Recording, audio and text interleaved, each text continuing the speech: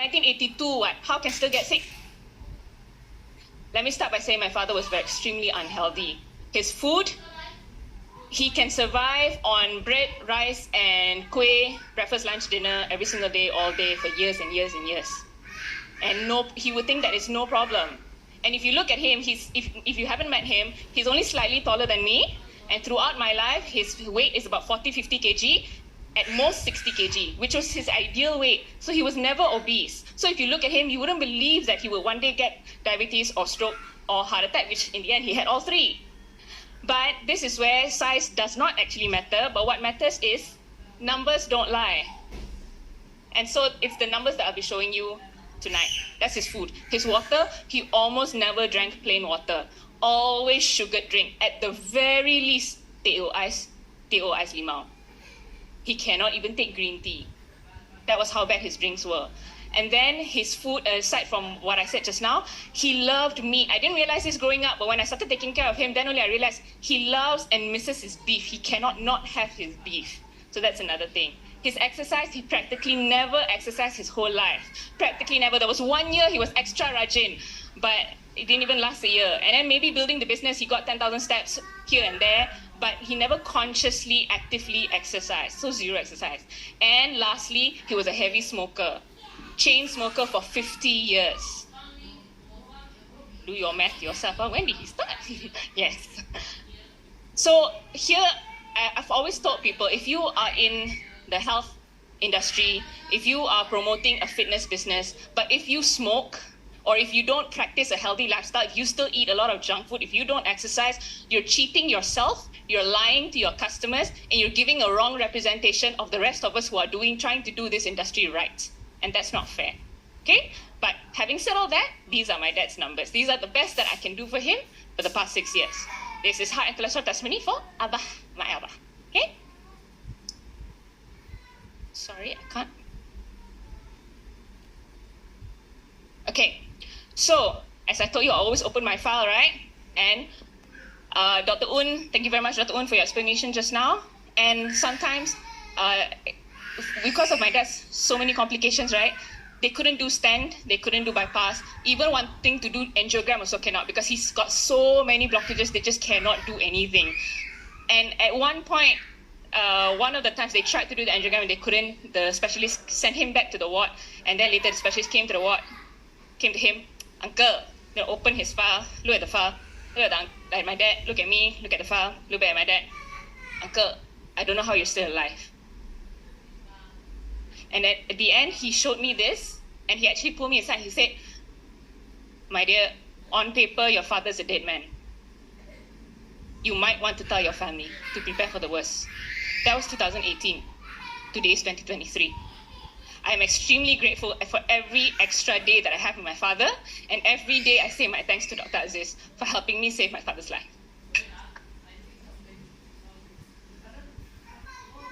Dr. Un showed you 2 blockage. My father very king one. 30% to 40%, 30 to 40%, 90%, 99%, 4 blockage. Can you up my dad? This is why doctor said on paper he's a dead man. But with this, I tried to correct his diet, and of course, there were supplementations as well. So let's take a look bit by bit for his blood pressure. Normal blood pressure is how much? 120/80, yeah? But also you have to know what is your base. Sometimes your personal base is not the same as somebody else's personal base. This was February 2017, his first mild stroke. Mild stroke is basically you don't die from the stroke. But this was his first mild stroke. His blood pressure was 152/86. Doesn't sound too high, right? To give yourself a stroke, but his base is 100/60. So you have to know your base, yeah? And just bear in mind 152/86 or so could still give him a stroke. So what more if higher? But that was February 2017. Today, this was when we were at Tenera Bangi during MUS. So I placed him at the nursing home for a few days. His blood pressure these days is 125/62. His heart rate is 66. Over here, his heart rate was 81, sometimes 90. And this is his blood pressure now. This is the fastest and easiest thing to fix. So give Nutrilite a round of applause first for that.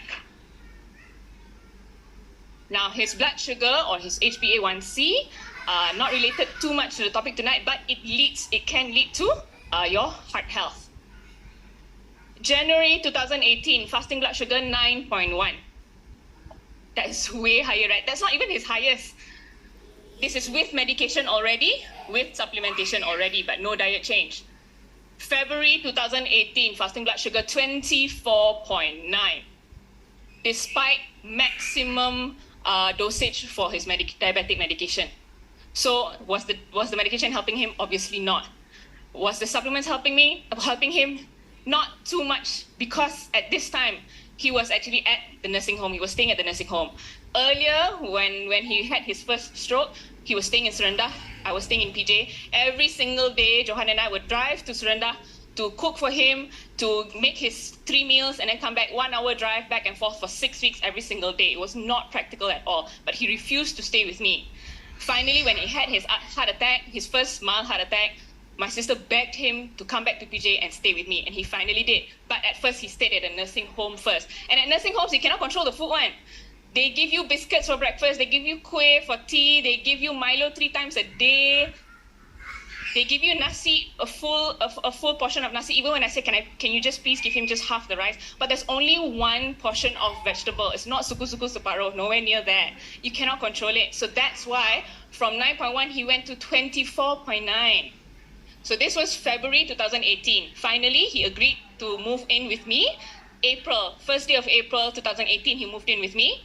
And after 1 month of changing his diet, his supplements were the same, his medication were the same, but only his food changed. May 2018, fasting blood sugar 5.7. So what Dr. Un said about plant-based diet, it definitely works. And to get this, it's not easy. My father's an extremely stubborn person, just like me, so we fight a lot.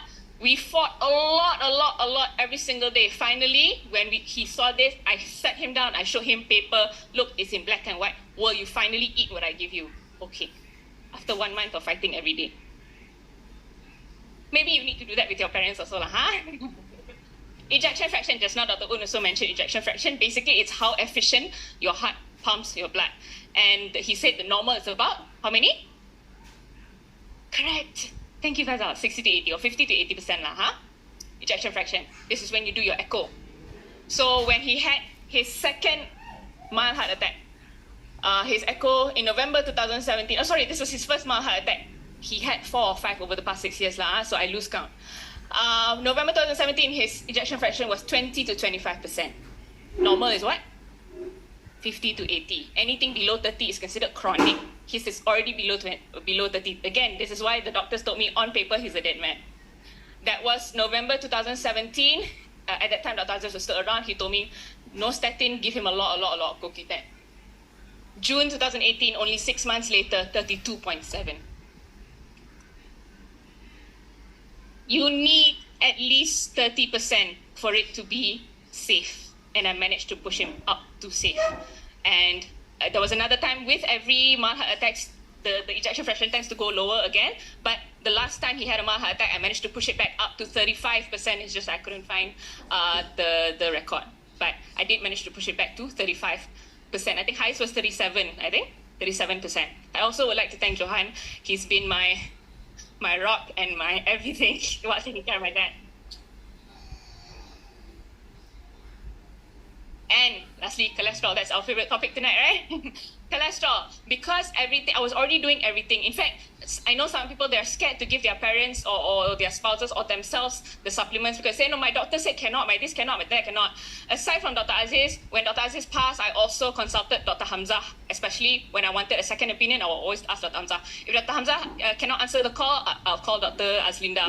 And then after that, I also asked advice from Dr. Priscilla. She actually knows my dad in person. So she came to the house, she actually sat down and met my dad, looked through, opened my fridge, see what I'm feeding my dad to help advise. Thank you so much, Pris. And aside from that, also to ask for advice on nutrition and supplement and food, I also asked nutritionist Lokes. So thank you very much to all these people I mentioned.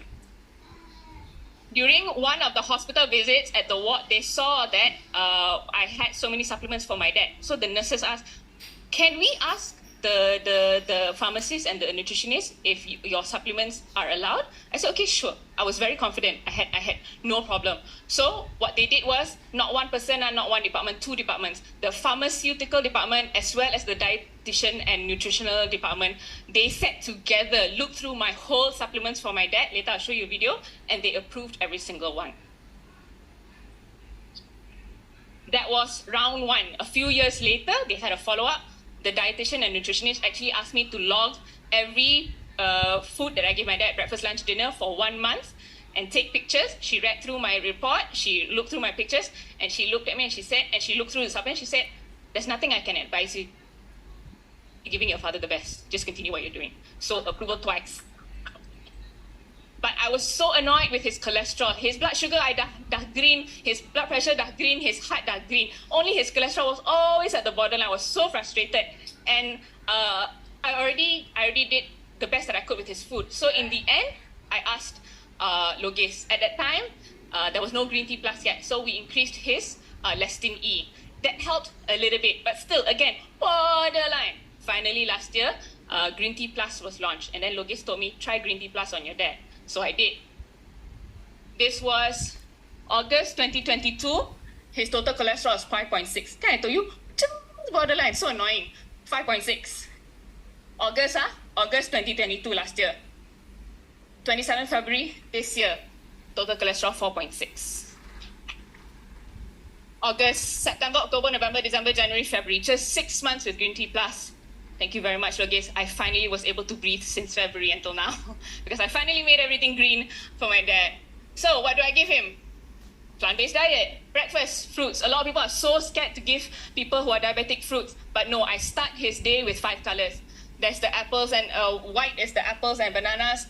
Orange is the papayas, red is the tembikai, purple is the dark grapes, and the green are the green grapes. If you have 5 colors and you give them whole fruits with the fiber, like Dr. Un said, it actually helps to reduce the sugar level. If I don't give that, I give him muesli, the oats, which I will add with protein, I will add with phyto powder, with chia seed or flaxseed, and then with dates, and I will top it with fruits. Lunch, I will give him different types of soups.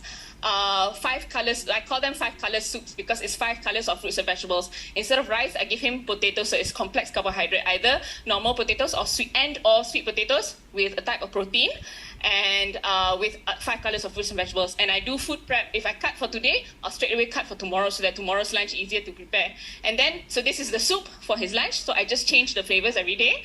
This is his lunch. I'll also keep some soup to make his dinner, which is oats porridge. I use the same soup, and then I will put oats. I will put the protein powder so that it's thicker and it's healthier. So that's basically his breakfast, lunch, dinner every single day for the past 6 years.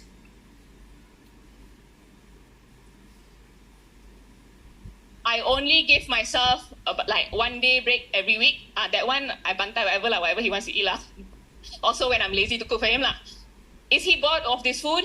Yes, very much. Has this food been saving his life? Extremely so. So that's why I still got the guilt to give him this kind of food. And this is the daily smoothie that we make. I must thank Johan for making this because, yes, he's the one who will make it. He'll make it for myself, for himself, for my father, and also Puan Saleha every single day. We put in turmeric and black pepper, protein, chia seed or flax seed, our homemade soy milk, dates, lots of dates, spinach, carrots, bananas, tomatoes, and then we blend. So my father, he has restriction of fluid, ROF, because of his weak heart. So he can only drink about 150 ml. But that has been helping him every single day. So thank you very much, my sweetheart, for making our daily smoothie.